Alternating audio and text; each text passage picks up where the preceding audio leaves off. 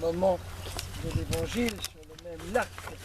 Jésus dit à Pierre, justement, avance vers le grand large. Voilà.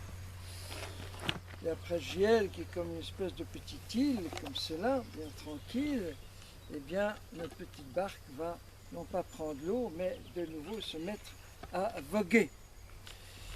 Thérèse de Lisieux, dans une lettre à Céline merveilleuse, vous savez que les lettres à Céline, c'est les lettres où elle se confie le plus intimement, là où on sent battre son âme, son cœur.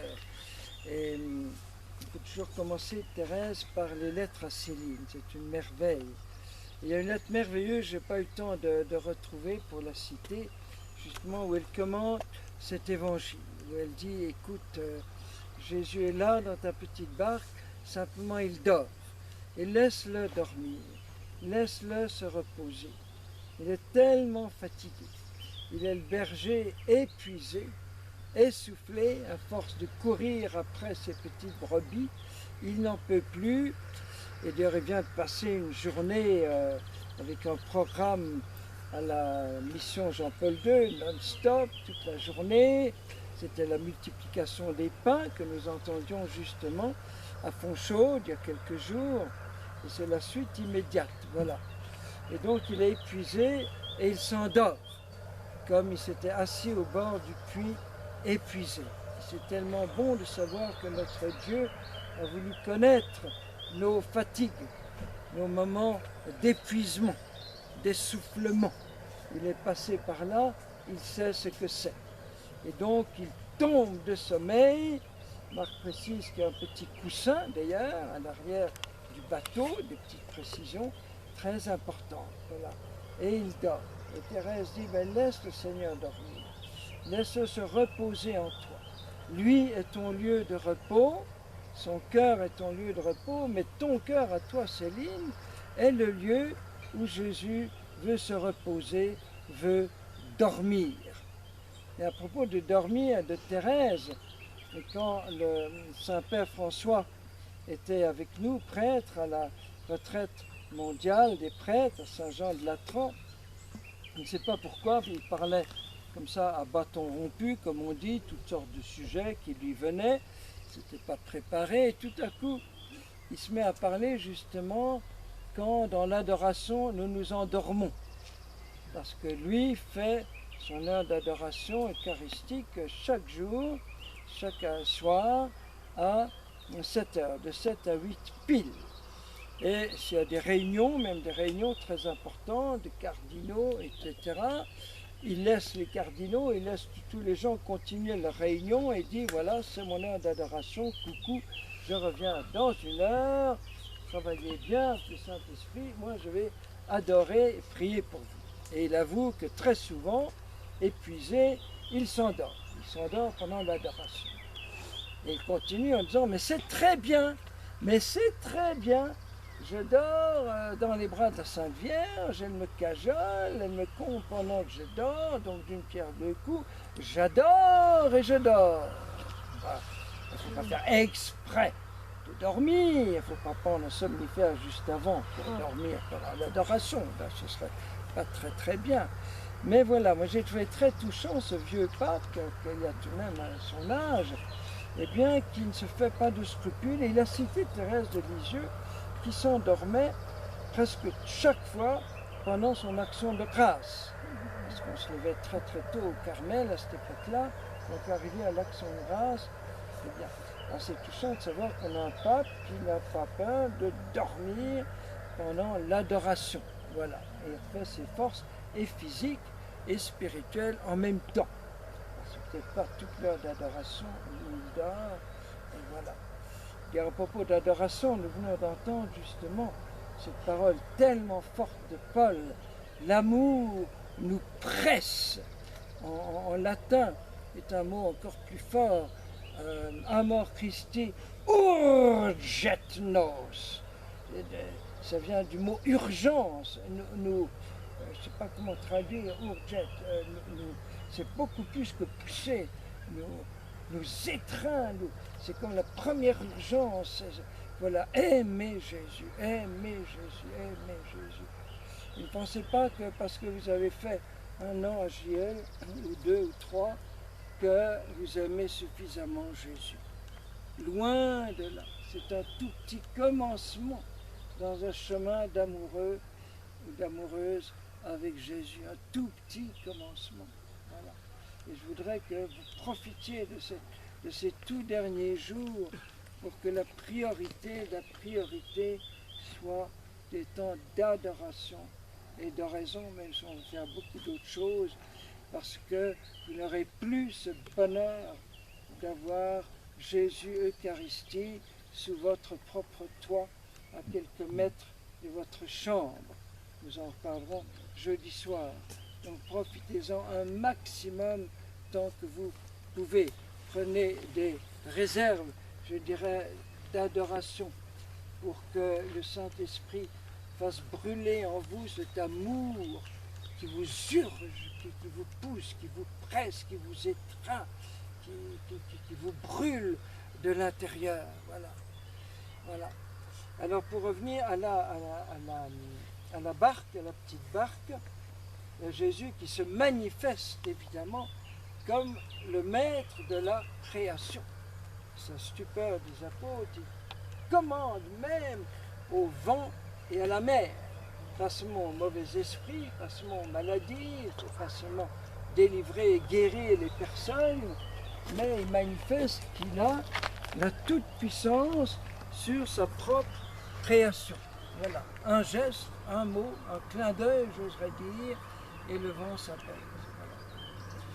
Et c'est là où être dans la barque, c'est vraiment toute une école de confiance et d'abandon. Les GL19 m'avaient offert cette petite barque, mais dont la voile a disparu. Et cher Nert, je te demanderais si tu peux refaire une belle petite voile. Une belle petite voile ici, ça a disparu.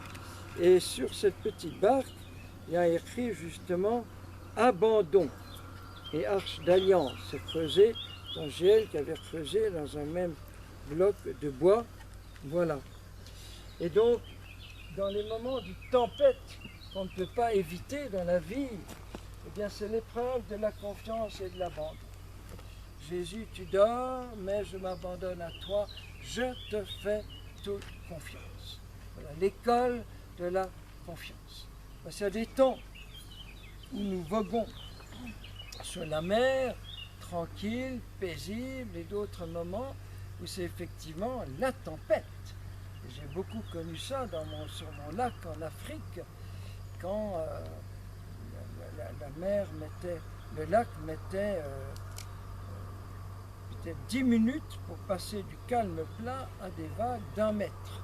Cette espèce de cyclone de vent, donc on partait, tout était calme et tranquille, et au milieu du lac, et bien tout à coup la tempête très dangereuse, et nos petites pirogues qui chavirent, et on doit vider l'eau à toute vitesse parce que les vagues rentrent dans l'eau comme dans la barque, et donc on vidait à toute vitesse l'eau avec une petite calebasse comme ça, pour ne pas couler, Et je remercie le Seigneur qu'avec mes 12 petits frères, personne n'a été noyé alors que c'était très dangereux ces lacs.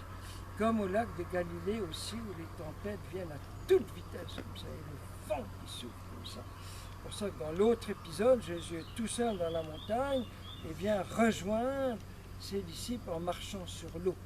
Les deux cas sont tous les deux des cas de tempête sur le lac. Alors demandons au Seigneur que dans toutes les tempêtes qu'on pourra traverser, eh bien, nos cœurs restent ancrés. C'était l'oraison, l'image de l'ancre qui garde le bateau au fond de l'eau, pas au fond de l'eau, mais l'ancre est là, n'est-ce pas? Comme on voit Sainte-Marie de la Mer, René Luc aime beaucoup l'image de la croix ancrée avec une encre. Voilà. Une oraison dit que nous restions ancrés là où sont les joies véritables. Voilà. Ancrés déjà dans le ciel. Voilà, dans le ciel. Voilà. Pour ne pas couler dans toutes ces tempêtes. et savoir marcher sur l'eau quand Jésus nous appelle à sortir du bateau pour le rejoindre sur l'eau. Voilà, nous demandons cette grâce, nous demandons Saint Pierre, la grâce de la confiance et de l'abandon. Et encore dire ceci, c'est que c'est toute l'Église qui est cette petite barque, la barque de Pierre. Jésus choisissait toujours la barque de Pierre parmi les autres barques dans le port de Capharnaüm, comme il a choisi la maison de Pierre pour son quartier général, son petit pratelon, c'était la maison de Pierre, tout près du port. Et qu'est-ce que je voulais dire? Oui. Et c'est toute l'Église qui est cette barque qui traverse tellement de tempêtes. Depuis 2000 ans, tempête sur tempête, pas partout à la fois, mais partout il y a une tempête à un moment, et elle ne va pas couler, parce que Jésus lui assure que les portes de l'enfer ne pourront rien contre elle. On l'a entendu à Rome, Pierre, voilà. Et donc nous avons cette certitude que même si la barque de l'Église tend dans tous les sens, qu'elle prend l'eau, que le vent se déchaîne, elle ne pourra pas couler. Voilà.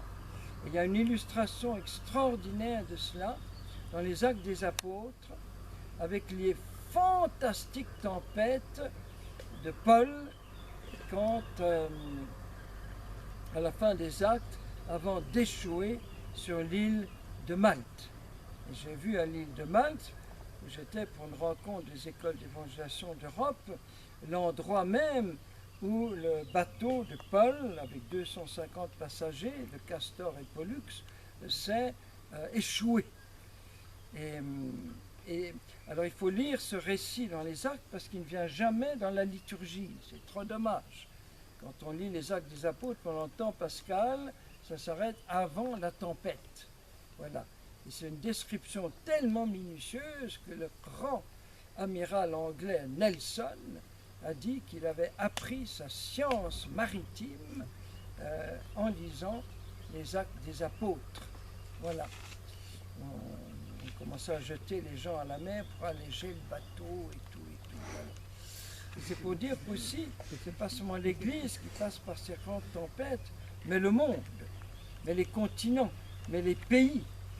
Par exemple, l'Union européenne, pour laquelle il faut beaucoup prier, car beaucoup viennent, la plupart de vous sont de ce continent-là, eh bien, est en ce moment le Titanic en train de couler à toute vitesse sur la ligne de survivance de la population. Parce qu'il n'y a plus assez d'enfants. Il y a de plus en plus de personnes âgées. Donc c'est un immense paquebot en train de couler pendant qu'on trinque, qu'on joue au bridge et aux échecs, et pendant qu'on devient ivrogne sur le pont en s'amusant, sans se rendre compte que tout le paquebot est en train de couler. Donc nous prions beaucoup pour cette Europe, paquebot en train de couler. Voilà. Pour qu'on reprenne le sens de la vie et l'amour de la vie. Je termine avec les foins, car il faut vite, avant que la météo ne change, mettre le foin déjà dans ces trucs de plastique avant la première pluie. Sinon, il faut de nouveau attendre des jours de soleil. C'est pour ça qu'on travaille même le dimanche, parce qu'il faut à toute vitesse que le foin sèche. Et dans 15 jours, je vais faire les foins dans le Valais, mais comme on a fait depuis 20 siècles, parce que les pentes sont trop raides pour mettre des machines, donc c'est encore le bon vieux système avec des fourches et des râteaux en bois. Des râteaux en bois, avec tous ces chers valaisans qui ramassent le foin sur des pentes comme ça. Voilà, donc nous prions pour tous ceux qui travaillent ces jours-ci, nous prions pour tous ceux qui font la fête de la musique ce soir. Nous ferons tout les années suivantes pour aller faire des soirées musicales pour la fête de la musique à Toulouse, Castres, Albi, partout, voilà, car la musique est le plus beau langage de l'homme après le silence. D'abord le silence et puis la musique. et puis seulement nos pauvres petites paroles humaines. Mais rien ne touche le cœur et l'âme autant que la musique et le chant. Alors merci pour hier soir, ce splendide concert. J'aurais voulu qu'il y ait là des dizaines de milliers de chants pour écouter, mais voilà. Voilà, c'était très très beau, merci beaucoup. Et prions pour notre sœur Chiara, qui est encore très malade, qui a beaucoup de fièvre ce soir. Voilà, qui va voir le médecin demain pour qu'elle se remette vite de sa grippe. Amen.